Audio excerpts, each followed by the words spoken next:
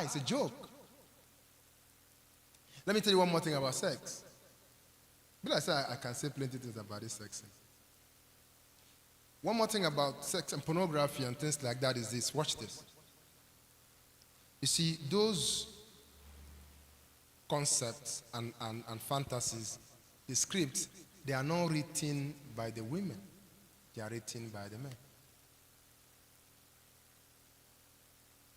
It's the men. It's the men that drive that.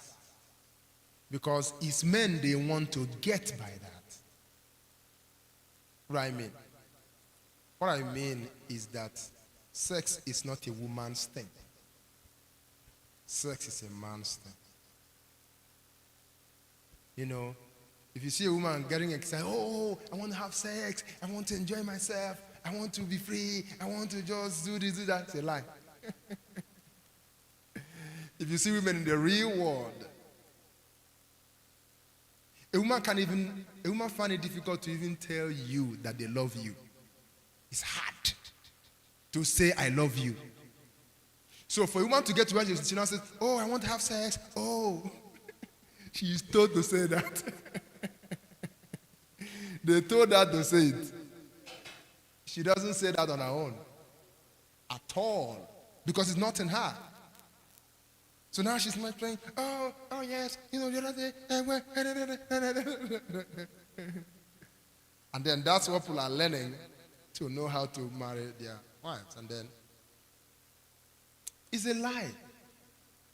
It's a lie. There's another thing about it. Maybe I should stop. So this becomes a problem. So I used to say this. You can write it down. A great marriage. A great marriage. I'll talk about this sex again. Few more things. A great marriage is not where the sex is great. Oh, this is important. You can have a great marriage that doesn't have a great sex. You can have a great marriage and the sex is not great. I mean, what do you even mean by great sex? You know, you can have a great marriage and a marriage. So you don't need great sex to have great marriage. Eventually, sex becomes a very small part of marriage. And there are several other things. And as you grow, the time comes when your sexual experience begins to change. Eventually, people say they want people who are experienced, right? Yeah, have you heard that before? About somebody who wants to marry someone that has sexual experience. That's people are stupid. The way it is that if you are a girl, your body is sealed. Okay? Your body is sealed. If your body is sealed, it means that when the first times you have sex, it won't be good. It won't be exciting for the girl. Because her body is sealed. So you're just unwrapping it. It's painful. It's hard. You know. So it's not good for her. Okay. And for a lady, a woman can only enjoy sex when she has a strong bond, a relational bond with the person with whom she is relating. For men, sex is an act. I can pick up the act and continue with my life. For a woman, sex is a culmination of expression of relationship. So this is my person, and I'm excited to give my life and my body to this person that I love. That's for women. A man is not thinking like that. A man just wants to have donuts, eat it, and continue with his life. So when somebody is saying, do you have sexual experience? Which one? Is it sexual experience when as a virgin I just got opened up and I don't even know what I'm doing? Or I'm dealing with somebody who I don't understand, I don't love. I can't fully give myself to the person. Oh God. You see, when you are coming home to your own house, where you live, with somebody you marry, to have sex with them, it's a different experience. As against going to a boyfriend in a public yard where you have to be careful who is watching you and be sure that we need to do this so I can go, and you are doing this because you are hoping they won't marry you or they will give you money. The experience is useless. It doesn't match with the reality. And then when you have sex with someone and you're going to marry another person, because now you have got experience with one person. But these human beings are not robots. We are different. We have different mentality, different expressions, different tendencies. So you have related with somebody who is this way. In fact, if somebody is tall, just taller than who you're going to marry, the experience will be different. Just height difference, things are different. The person is like this and this is like this. It's a different thing, because for this one, where you gain your experience, if you want to kiss them, you can just stand and kiss them straight. But if you now marry this person to kiss them, you have to raise your neck to kiss them, and it's a difference. You might find out that, I like where I can stretch my neck for the kiss. I can hold somebody, they can lift me off my feet. It gives you something in the brain. Then you marry somebody that is just like this. And then you kiss them, you hold them, and the feel is not the same. You start missing the thing you lost, right? And then, supposing that in trying to get experience, you have related with maybe 20 persons who gave you different experience. You're crazy. And then, the sex too is different at different stages of life. By the time somebody comes into marriage, for the next 4 months, 6 months, you are adjusting to the experience. And then after 6 months, you get a bit comfortable. You don't even know what you're doing. Then you start getting used to yourself. Then you get into a new zone, and then another zone, and another zone. If you are getting, oh God, that's just too much. By the time you are a married person, you are a part of your sexual experience will lead to childbirth, pregnancy. Is that the same with what kind of sexual experience is that? If you have experience when you are in the university, is pregnancy included? Anyway, so sex is in marriage, but it can't be the center of marriage. You have people who are married because they have found the most beautiful person in the world, right? Beauty. That's a lie. That's a lie at all levels. First of all, if somebody is the most beautiful person in the whole world, do you think you should be the one to marry them? What gave you that? And then to say that somebody is most beautiful, what exactly were you looking at to say that? Is it nose? Is it eyes? Because we are beautiful in parts, so I hope you know that. No one is holistic beauty. No. Some have pointed nose but cross eyes. The nose is piam, but the eyes looking here. Some have nice eyes and nose, but their physique is not, their leg is this way. All kinds of things. And this is as far as your eyes can see you. And by the way, when you look at somebody, you are only seeing about 1/4 of them. Because 3/4 are covered with cloth. Look at anybody you like. All you can see of who they really are is. And then for women, you can't really, women are just complete. You people are nice. I can't say anything. But women, the other name for women were not the other name. I don't know, maybe a prefix or suffix. Make up.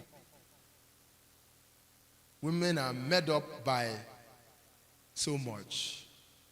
Can start from eyelashes. That's not their own. Hair, not their own. Breast, that's not their own. Pad, this one. Now they are now putting things here too.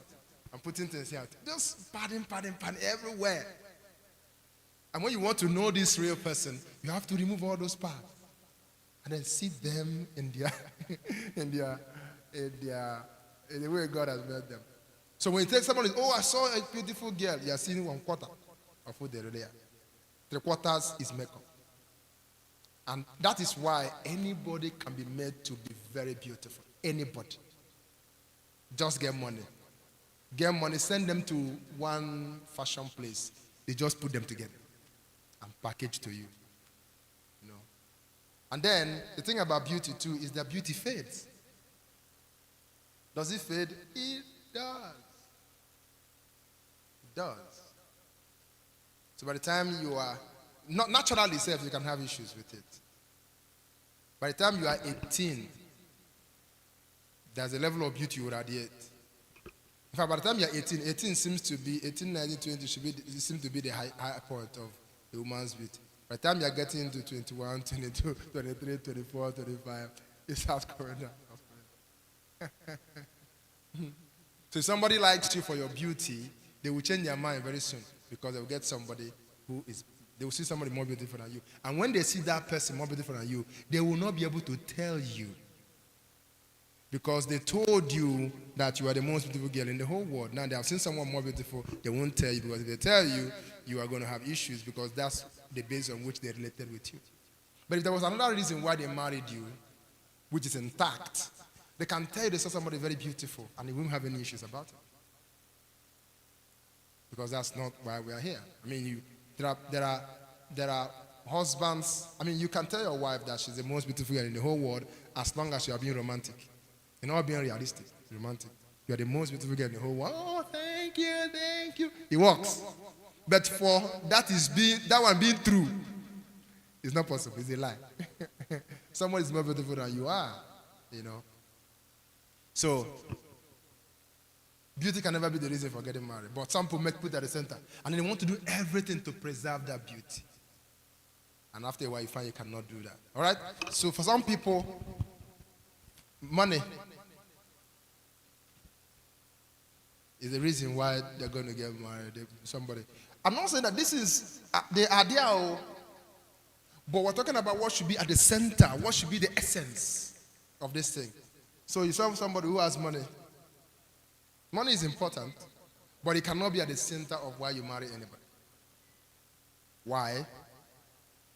Because if you marry somebody that has money, they already have money. If somebody already has money before you come, then fundamentally you have come to eat money.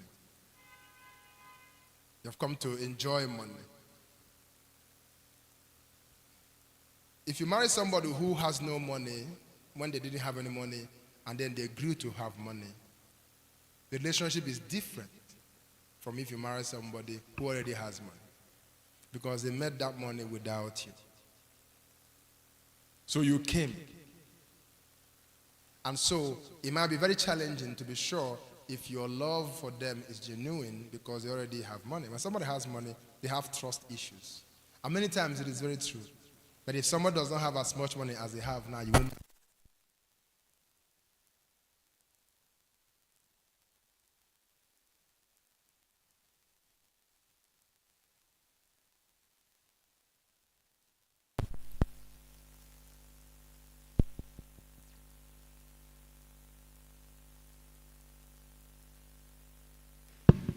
You need money, for sure. But it cannot be at the center. It cannot be the reason why this relationship exists. All right. What else can you have? There are several things. Okay. So what should be the reason now, right? What should be the reason why people get married? Anytime I ask with this kind of question, why do you want to get married? Some people are taken aback that I'm even asking the question. Why do you want to marry? Say, is it not normal? Yeah, people get married. It's a part of life, but why? What's the reason? Many people don't know why. They don't even think about why. It's just that I'm of age, right? I'm of age. When somebody says he's of age, that's a very, very funny answer. Because the question will be, what age is of age? If you are 16, 17, 18, you're of age. Okay? So what's the reason for getting married? What should be the reason?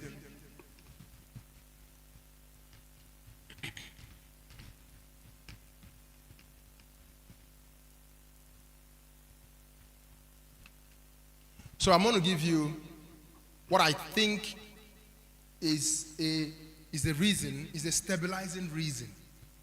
Is a purpose, is a thing that grounds you, that makes your relationship and connection very stable. What I also believe is God's purpose for marriage. Okay. So to do that, I'll refer to Ephesians chapter 5, verse 30, 31 and 32. So is this something we can have?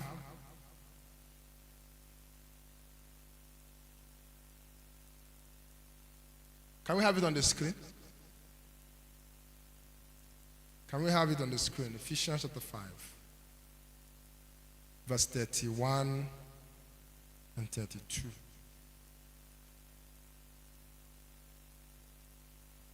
It's a very simple thing, but you need to know it. If you do not know it, you're going to have a challenge in being able to know why. So have you seen people asking themselves, why did I marry this woman? Why did I even marry you? And that, when they ask that question, it was one of those reasons that made them marry them. Okay? But the things have now scattered. So they don't now know which one again. Things have just scattered. And if you come to a point in your life where you can't figure out the reason why you're doing something, you lose balance. You lose composure. All right? So look at what it says here. Very powerful scripture. You need to memorize this. For this cause shall a man, of course, if you read the entire chapter, you will get the picture. For this cause, that's a very wonderful word, right? What is cause? Reason. For this reason, for this purpose, for this essence, shall a man leave his father and mother, and shall be joined unto his wife, and they shall become one flesh. They are doing it for this cause. Now look at verse 32. This coming together of a man and a woman to become one flesh is a great mystery, but I speak concerning Christ and the church. I speak concerning Christ and the church. For this reason shall a man leave his father and his mother and be joined to his wife, and they shall become one flesh. This is a great mystery, but I speak concerning Christ and the church. What does that mean? That means that this coming together of a man and a woman to become one flesh is a great mystery, but it is not about the man and the woman. It's about Christ and the church. Right? So, what is the cause? What is the reason for coming together of a man and a woman? The coming together of the man and the woman to become joined as husband and wife and become one flesh is to represent the relationship that exists between Christ and his church. Right? The cause, the reason for coming together of a man and a woman to become one flesh is to represent the relationship that exists between Christ and the church.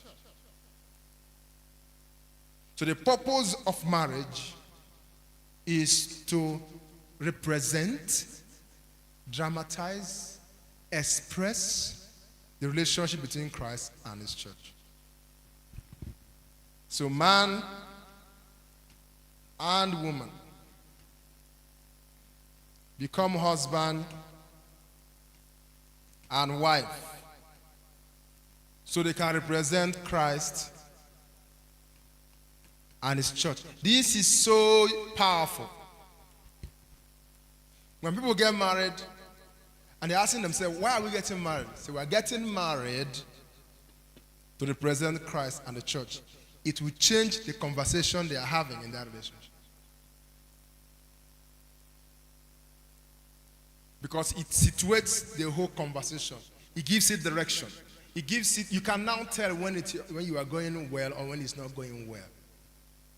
The relationship between a man and a woman is to represent Christ, and in marriage represents Christ and the church. That is the cause. For this cause, for the cause of representing the relationship that is between Christ and his church, a man leaves his father and his mother and is joined to his wife, and they become one flesh. The same way that Christ and his church become one flesh.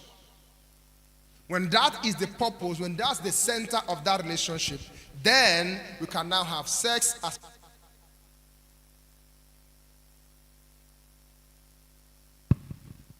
we can have children as much as possible. We can have beauty as much as possible. We can have money as much as possible. But the center is in this assignment to show the world the relationship that exists between Christ and the church. Of course, this also means relationship between God and man. This is so beautiful. This is so beautiful. If you see your husband through the eyes of the church and Christ, it's a beautiful thing. If you see your wife through the eyes of Christ and the church, it's a beautiful thing. I mean, beauty doesn't worry you. Nothing worries you. You know, that's why we have talked about the fact that marriage is drama. It's drama. It's not about you who I'm getting married. It's about who you represent in the relationship. That's a beautiful thing. How many persons know that? That's why if someone does not know God, does not believe in Jesus, is not born again, is not transformed, the person will never make a good spouse for you, because they don't even know the essence of marriage and they're not prepared to reflect it. Okay? So this is very important. That the reason for getting married is to represent the relation that exists between Christ and his church. And that governs everything that you do. To what effect? You know, there's a way you prove a theory. There's a way you prove that what you are doing, to be sure that this actually, like what I've said now, how do you connect that to the larger idea of life? Why you're even a human being? What does marriage have to do with God's purpose for your life? Because marriage is given to man to enable him fulfill God's purpose for his life, right? That's why marriage is given. It's given so that man can fulfill God's purpose for his life. It's not good for the man to be alone. I will give him someone to help him. Help him do what? He is given an assignment. And because he's given an assignment, he needs a help to do the assignment. So the relationship that he has is to help him fulfill God's purpose for his life. Okay? So the coming together of a man and a woman in marriage is to produce a result. Okay, let me trace something back for you to show you exactly what this relationship should accomplish. What should it accomplish? So I used to ask questions. I'm sure some of us know it by now. What's the first marriage in the Bible? The normal answer is to say it's Adam and Eve. It's not. Adam and Eve is the first human marriage in the Bible. But marriage is representing relationship between Christ and his church, which means God and man. So relationship between Adam and Eve should be a representation. Does it make sense? I'll say it again. If we say that marriage is a representation of relationship between Christ and his church, and Christ and his church means God and man, it will mean that the relationship between Adam and Eve should be a representation.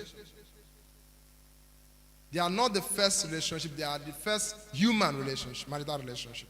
So which one is it representing? If I marry my wife, I represent Christ, and the church, I represent God and man. It has to mean that Adam and Eve getting married is to represent the relationship between God and man. And that's exactly what it is. Because God here is the first husband. Man, the entire humanity, is the first wife. Okay?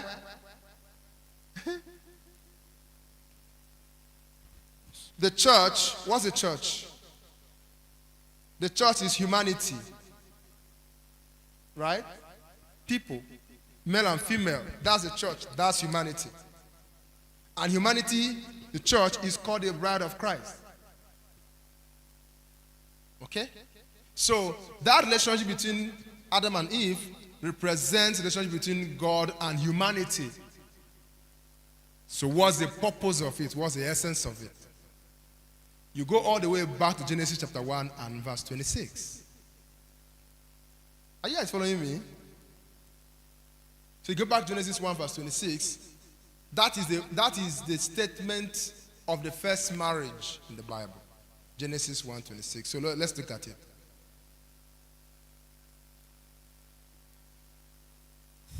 All right. So look at it, what it says. And God said, let us, who are us? Us is God, right?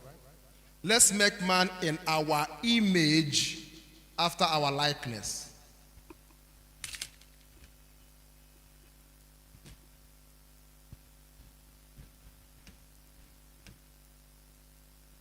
Let's make man in our image and our likeness.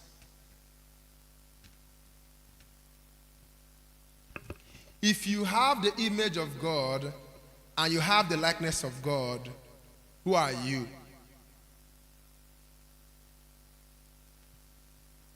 If you have the image of God and the likeness of God, who are you? God, Abby.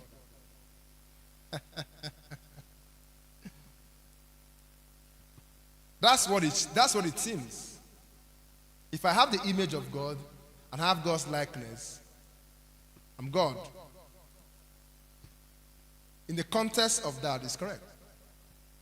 If you say that the body, okay, is the body of a man the man? Is your body you? If I see your body, can I say I've seen you? If you pass, how do I know it's you that passed? I saw your body. If I see the body of Christ, can I say I've seen Christ? See, Christ is the head, the church is the body. The same thing. It's just that we have to be careful about these things, but we understand. However, it is easy to just know that if I have your image and I have your likeness, I am one with you.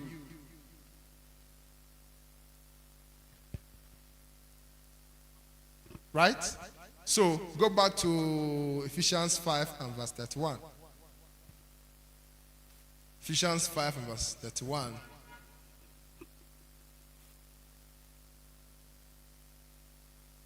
For this cause shall a man leave his father and his mother, and shall be joined unto his wife, and the two shall do what? They become one. They are becoming one.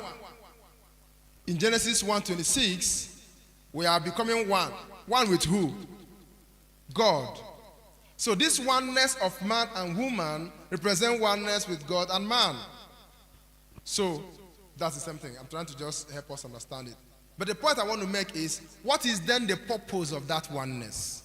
So Genesis 1 verse 26 again. What's the purpose of that oneness? The purpose of that oneness is to empower that union to dominate the earth. We want to come together. God says, let's make man in our image after our likeness. If that is possible, then this man will have dominion. This union will result in dominion over the earth. So the coming together of a husband and a wife is to dramatize the relationship between God and man to the effect that they will have dominion over the world. Or you can say to the effect that they will fulfill God's purpose for their lives.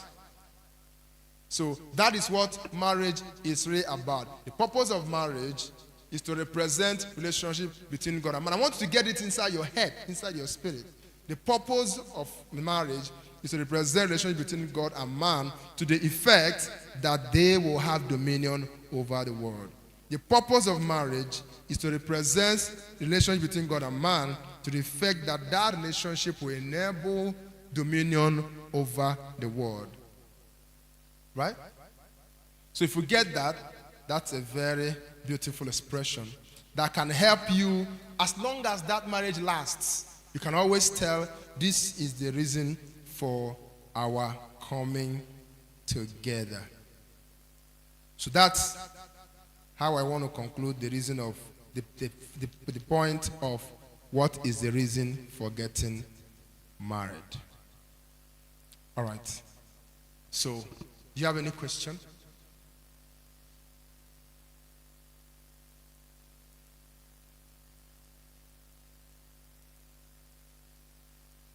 Do you have any question? Do you understand this thing I've shared? All right. Maybe I should ask you to let me know you understand what you have shared. What do you understand that we have shared before you ask a question?